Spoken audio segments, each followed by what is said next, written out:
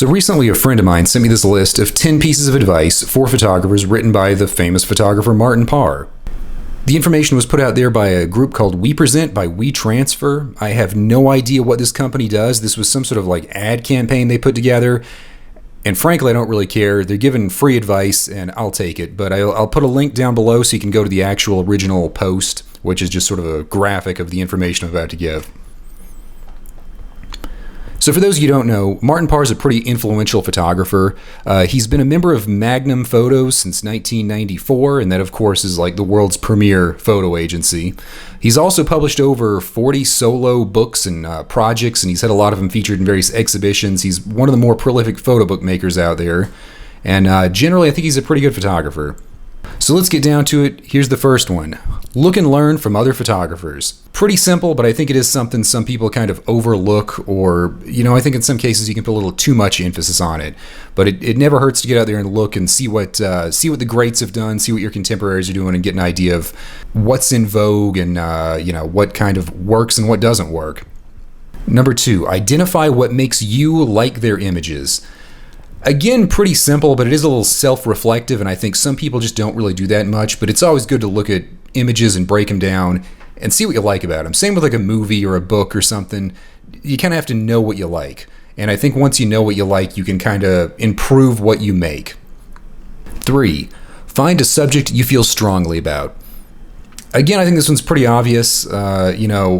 There's a lot of things you can do. I looked up some quotes from Martin Parr, and one thing he says is, the fundamental thing I'm exploring constantly is the difference between the mythology of a place and the reality of it.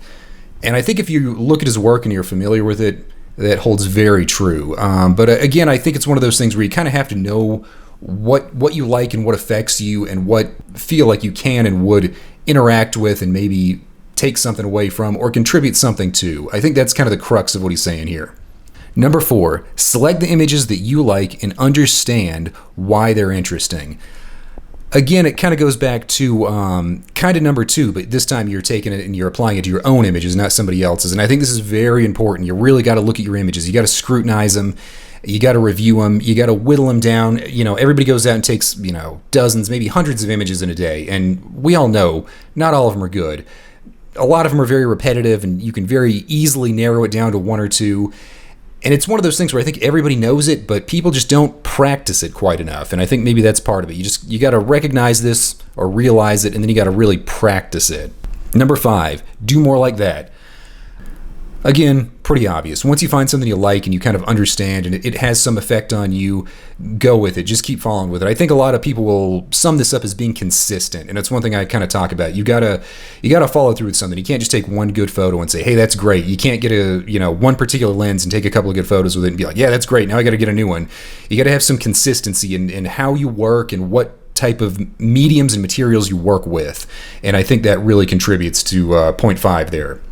Number 6, keep shooting more images. Again, one of those things you hear a lot of people say, seems kind of common sense and obvious. But again, I feel like a lot of people go out and shoot a few good images and then just kind of give up or move on. Number 7, acknowledge you will mainly take failures. That one to me is pretty powerful. Everybody's failed, whether you realize it or not. You've definitely failed, and maybe you can't admit it, but you have. But I think the failures are very important to recognizing your successes and getting you to a point where you can build successes more consistently. And it's an inevitability. You're going to fail. I've failed some. Like I said, everybody's failed. And I do like the fact that he emphasizes failures there. He says it twice. And I think there's something about that kind of shows that he's probably had a lot more failures than anybody realizes, and maybe a lot more than even he's willing to admit. But I find that interesting because, again, it's one of those things where we've all kind of heard this, but he definitely puts a lot of emphasis on it, and I think that's pretty powerful. Number 8, get excited by what you have discovered. Kind of harkens back to some of the previous ones, but again, I think there is something about photography where if you're not doing something new or discovering something, you're kind of probably not making the best work. So again, I think it's just a poignant piece of advice. Number 9, don't wish you could be a famous photographer. This is one we're probably all pretty guilty of, but I think he's got a point. A lot of people, they chase the fame and there's not really any substance to it. They go kind of style over substance, might be might be a way of describing it. It's probably not the most accurate, but a lot of people, they want the recognition and they don't want to put the work in.